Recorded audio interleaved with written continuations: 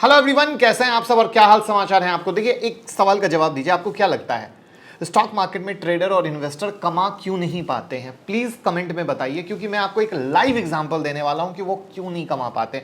But मेरी request रहेगी, पहले आप कमेंट बॉक्स में बताएं। देखिए, मैंने अभी सुजलॉन की वीडियो बनाई, अदानी की वीडियो बनाई। दोनों वीडियो बनाने का मतलब बहुत अलग था, बट लोगों का कमेंट सिर्फ एक था, सर सुजलॉन खरीदने के लिए बोल रहे हैं, खरीद ले।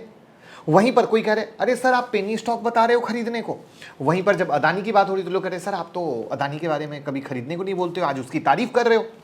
जबकि सारे कमेंट गलत। जब सुजलॉन के बारे में बता रहे हैं तो हम उल्टे ये बता रहे हैं कि ये 10 रुपया भाग गया, यानी भैया भागम भाग ना करना, उसमें चल क्या रहा है, ये एक पेनी स्टॉक है जहां पे सिर्फ रिटेलर फंसे हुए हैं। वहीं पर अदानी के बारे में बताने की कोशिश कर रहा हूं कि आखिर हुआ क्या है, अभी भी क्या पेंडिंग है। और अदानी में मुझे कभी इन्वेस्टमेंट पसंद ही नहीं है। अदानी में मुझे हमेशा स्विंग ट्रेडिंग पसंद है। वहां पर स्विंग ट्रेडिंग में जो चार्ट अलाउ करते हैं उसमें मैं करना पसंद करता हूं। बट इतना बड़ा गैप क्यों है? क्योंकि लोग थंबनेल देखकर या 1 मिनट की वीडियो देखकर डिसाइड करते हैं कि क्या खरीदना है, क्या बेचना है। ये कितनी गंभीर बात है। फिर वो ब्लेम लॉस होने पर किसको करते हैं? स्टॉक मार्केट में। यहां पर इसीलिए कहा जाता है आपको सीखने की जरूरत है। और यहां पर मैं एक नई चीज आज से शुरू कर रहा हूं, पता है क्या? वीडियो के लास्ट में एक सवाल पूछूंगा और जो सही जवाब देंगे उनको मेरी बुक मिलने वाली है। तो कोई एक विनर बनेगा, वो भी मेरी साइंड कॉपी जाएगी। जी हाँ, एक बहुत प्यारे से कोट के साथ साइंड कॉपी जाएगी। वैसे अगर आपने बुक ना खरीदी हो तो भी खरीद सकते हैं और विनर बनने के लिए तैयार हो जाइए और वीडियो के लास्ट में मेरे सवाल को सुनने के लिए तैयार हो जाइए। अप्रैल 2000 से जून 2022 तक अप्रॉक्स $12.57 बिलियन का इन्वेस्टमेंट हुआ है इस सेक्टर में, यानी जिसकी मैं आज बात करूंगा। 2014 से करंट टाइम तक देखें तो $70 बिलियन से ज्यादा का इन्वेस्टमेंट हुआ है इस सेक्टर में। और ये सभी इन्वेस्टमेंट किया गया है एफडीआई, मतलब फॉरेन डायरेक्ट इन्वेस्टमेंट, जिसमें फॉरेन की कंपनी किसी अदर कंट्री में इन्वेस्टमेंट करती है। मतलब भाई ये सेक्टर इतना इंपॉर्टेंट है कि फॉरेन से इंडिया में फंड इन्वेस्ट हो रहा है। इसके अलावा इंडियन गवर्नमेंट के बजट में जो 7 प्रायोरिटीज है उसमें से ये सेक्टर एक है। अब यहाँ पर सवाल आता है कि आखिर कौन सा सेक्टर है जिसमें सरकार और एफडीआई दोनों इन्वेस्ट कर रहे हैं? ये सेक्टर क्यों और कितना ग्रो हो सकता है? इस सेक्टर में सरकार ने नया क्या क्या अनाउंस किया है और आप कैसे इस सेक्टर से फायदा ले सकते हैं? इन सारे सवालों के जवाब आज की वीडियो में मिलेंगे, इसलिए वीडियो को ध्यान से देखिएगा। और लास्ट में 2 स्टॉक के नाम भी देने वाला हूं इस सेक्टर का। और उसमें मजे की चीज मैं एक्सेप्ट करता हूं कि 2 में से एक स्टॉक का नाम मुझे सिर्फ इसलिए पता चला क्योंकि मेरे घर में खुद सोलर लगने जा रहा है। और जब सोलर लगने जा रहा है तो मैंने आरएनडी की और उस आरएनडी में ये स्टॉक निकल के आया कि मार्केट में लिस्टेड है और तबाही मचाया हुआ है। तो मैंने कहा आपके साथ शेयर करना बनता है, यानी एक प्रैक्टिकल एक्सपीरियंस है। आप लोगों की हमेशा डिमांड आती थी, सर हम सीखना चाहते हैं बट हमारे पास पैसे नहीं है। तो आपका भाई अब आपके लिए लॉन्च कर चुका है finovings.com, जहां पर फिनोविंग्स एकेडमी के अंदर जब आप जाते हो तो वहां पर आपको अनगिनत चीजें सीखने को मिलती है, चाहे वो टेक्निकल एनालिसिस हो, फंडामेंटल एनालिसिस हो, म्यूचुअल फंड हो, इंश्योरेंस हो, पर्सनल फाइनेंस हो, सब कुछ मिलेगा। तो आप हमारी वेबसाइट पर जाएं, लिंक डिस्क्रिप्शन में है, आपके सामने सब कुछ दिख रहा है। तो जब आप इस पर क्लिक करेंगे, अंदर में आप एग्जाम दे सकते हैं, क्वेश्चन पूछे जाएंगे। बहुत ही यूनिक चीज करने की कोशिश की है और प्लीज इसको शेयर जरूर कीजिएगा जिससे सब सीख सके। तो हम बात कर रहे हैं रिन्यूएबल एनर्जी सेक्टर की। ये ऐसा सेक्टर है जिसमें एफडीआई और इंडियन गवर्नमेंट दोनों लगातार इन्वेस्टमेंट कर रहे हैं। आपको मैं बता दूं कि एनर्जी कंजप्शन में इंडिया पूरे वर्ल्ड में 3rd नंबर पे है। फर्स्ट पे चाइना, सेकंड में यूएसए। मतलब इंडिया में इलेक्ट्रिसिटी का कंजप्शन काफी ज्यादा है। लगभग हर इंडस्ट्री इलेक्ट्रिसिटी पे डिपेंडेंट है। मतलब इतना तो क्लियर हो गया कि एनर्जी सेक्टर में ग्रोथ है।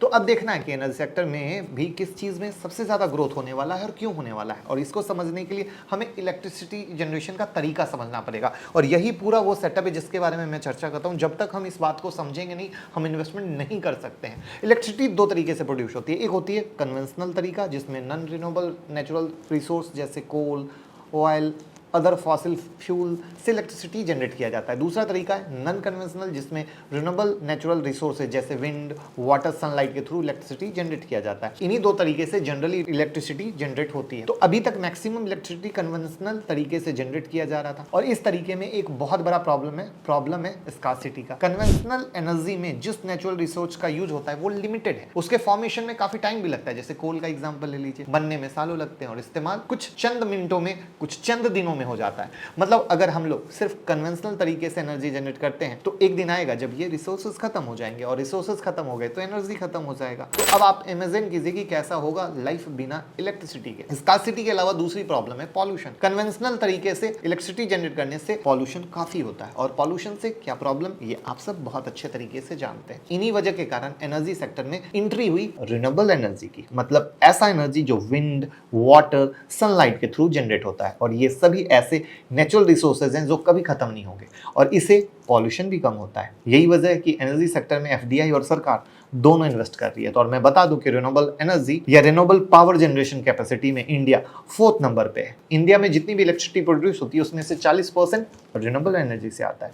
वीडियो को जल्दी से लाइक कर दीजिए अगर इन्फॉर्मेशन मजेदार लग रही हो तो। अभी इंडिया की टोटल रिन्यूएबल एनर्जी जनरेट करने के लिए इंस्टॉल कैपेसिटी है 119.09 गीगावाट, और 2030 तक इंडिया का टारगेट है 450 गीगावाट बढ़ाने का। इतना ही नहीं, 2070 तक 100% रिन्यूएबल एनर्जी बनने का टारगेट है इंडियन गवर्नमेंट का। तो उम्मीद है कि यहां तक आप समझ गए होंगे कि रिन्यूएबल एनर्जी क्यों इंपॉर्टेंट है, क्यों ग्रो हो रहा है, क्यों सरकार इस पे ध्यान दे रही है।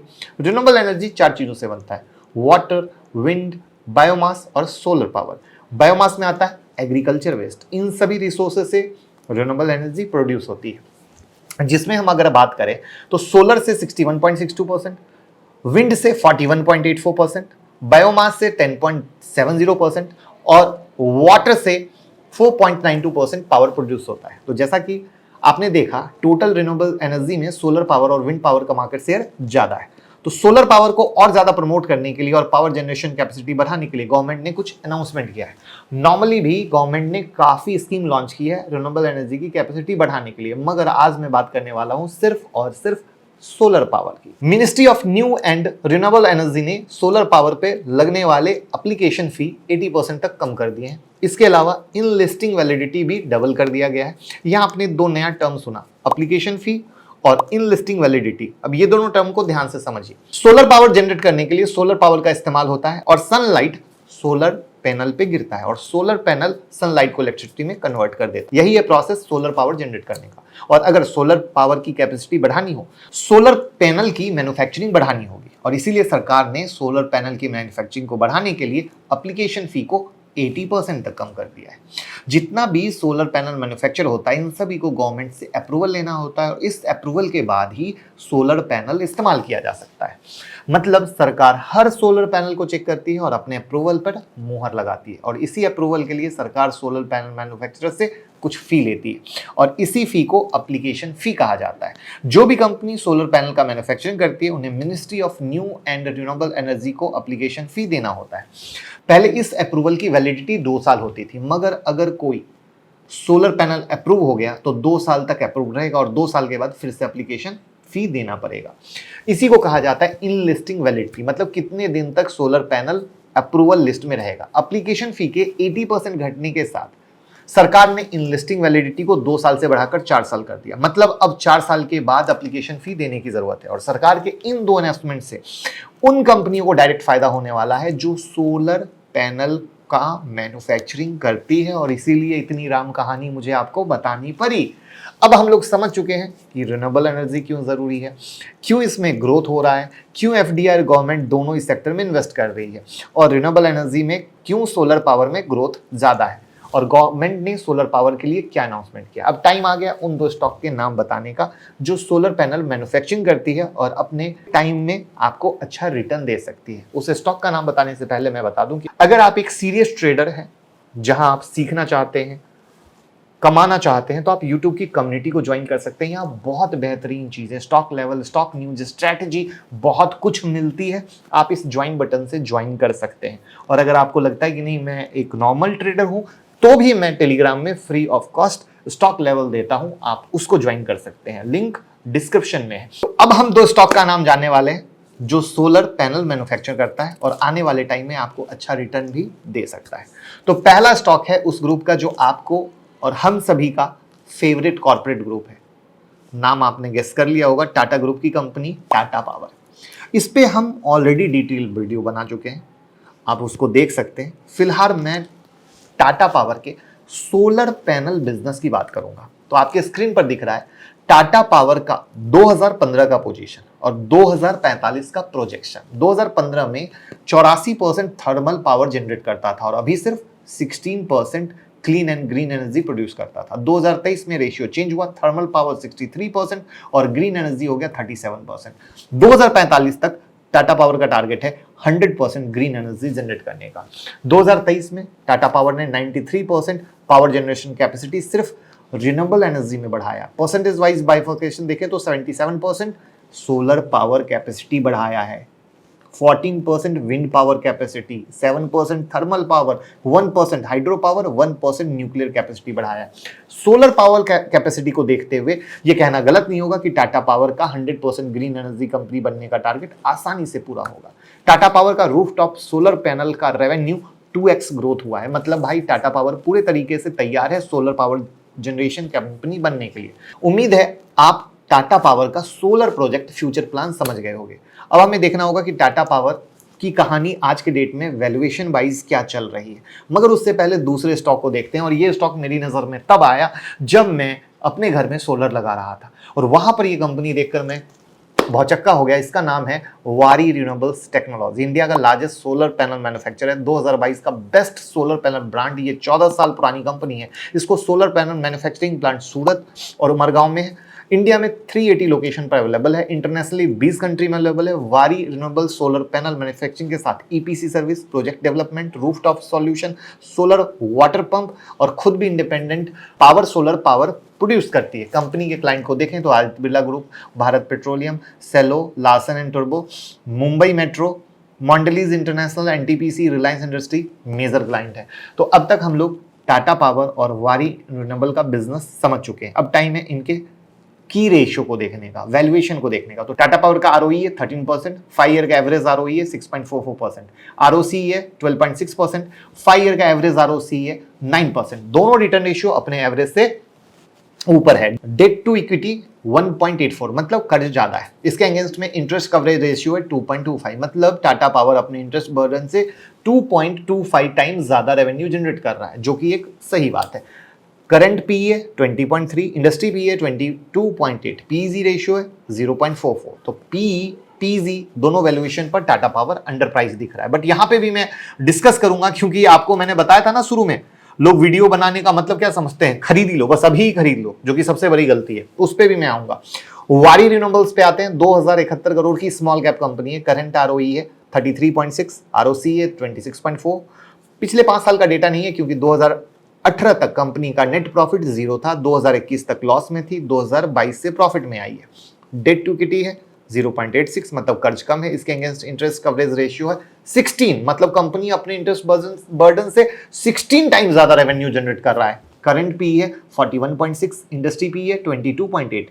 पीजी रेशियो नहीं है, क्योंकि बस 2022 में ही कंपनी प्रॉफिट में आई थी। इनके पास ग्रोथ का डेटा एक्यूरेट नहीं है। फिलहाल इंडस्ट्री पी के बेसिस पर ओवर प्राइस्ड है। तो ये था सोलर पावर इंडस्ट्री की पूरी एनालिसिस। उम्मीद है आपको पसंद आई होगी, आप प्रॉफिट बना पाएंगे। वीडियो को जरूर शेयर करिएगा। अब हम आते हैं, पहले तो आप बताएं आपको कौन पसंद है, टाटा पावर या वारी, ये मुझे जानना है। लेकिन अब मैं आता हूं आपके पास, और जो मैंने कहा था सबसे इंपॉर्टेंट दिखाने वाली बात, और मैं सवाल पूछूंगा। तो सवाल पूछने से पहले मैं बात बताता हूं और तब सवाल पूछूंगा। अगर हम टाटा पावर पे देखें तो अगर गौर से जब टाटा पावर पे आते हो, टाटा पावर ने जो हाई बनाया 8 अप्रैल 2022 को 295 का, उसके बाद गिरा हुआ और कंप्लीट साइडवेज कह लीजिए, नीचे कह लीजिए, 200 तक आया। अब जो लोग सिर्फ उस समय तेजी के समय लेकर फंस गए, वर्ड क्यों बोल रहा हूं, क्योंकि उनके नजर में था जैसे टाटा पावर भाग रहा था, हम लेंगे अगले दिन से करोड़पति बन जाएंगे। जबकि ऐसा तो होता नहीं है, क्योंकि टाटा पावर सोया हुआ स्टॉक, जब उसने अच्छा काम करना चालू किया तो 110 115 के ऊपर ब्रेकआउट हुआ और उसके बाद वो धीरे धीरे चलता चला गया, यानी ऑलरेडी उसने एक अच्छा जंप ले लिया था। तो यहां पर आज भी हम पूरे वीडियो में जो बात कर रहे हैं वो 5 साल के विजन पे बात कर रहे हैं, ना आज की, ना कल की, ना 6 महीने की, ना 1 साल की। यहां पर लोग आधा सुनकर सिर्फ 6 महीने में पैसा डबल की स्कीम में पैसा डालते हैं, वहां पर फंसते हैं। जहां पर अनगिनत आते, सर वो टाटा पावर तो बेकार हो गया, पैसे फंस गए, हम ये हो गए, वो हो गए, जो भी सबका अपना अपना पॉइंट ऑफ व्यू है, कहना है। वहीं पर जब आप वारी पे आओगे तो देखोगे ये तो नॉन स्टॉप रैली करके भागा जा रहा है, क्योंकि ओवर वैल्यू हो गया है। तो यहां पर कहने का मकसद ये आता है कि भैया वारी भागा जा रहा है, उसको वैल्यूएशन करेक्ट करने दो, मुझे भी एक नया स्टॉक पता चला, आपको भी एक नया स्टॉक पता चला, तो आप इसको रडार पे रख लो। टाटा पावर, जब हम स्टॉक बनाते हैं तो पोर्टफोलियो बनाते हैं, 15-20 स्टॉक डालते हैं, कोई आईटी से, कोई फार्मा से, करेक्ट है ना, कोई एआई से, तो ऐसे कोई एफएमसीजी से, तो उसमें हम टाटा पावर भी लेते हैं। हमारा विजन 5-7 साल का होता है, तो उसमें एक हिस्सा टाटा पावर का भी होता है। एसआईपी होती है तो हर महीने थोड़ा थोड़ा लेते हैं, तब हमें एक 5 साल के बाद रिटर्न मिलता है। तो ये एक कंप्लीट नजरिया है मेरा वारी और टाटा पावर के बारे में। अब मेरा सवाल ये है कि मेरी पूरी वीडियो से आपने टाटा पावर और वारी के बारे में क्या समझा, मैं क्या कहना चाहता हूं। जिनका जवाब सबसे बेस्ट रहेगा उनको मेरी साइन की हुई बुक मिलेगी और बहुत प्यारा सा कोट मिलेगा। तो कौन कौन क्या जवाब देते हैं मुझे इंतजार रहेगा, और मैं उसके बाद की अगली वीडियो में विनर को भी अनाउंस करूंगा। Thank you so much.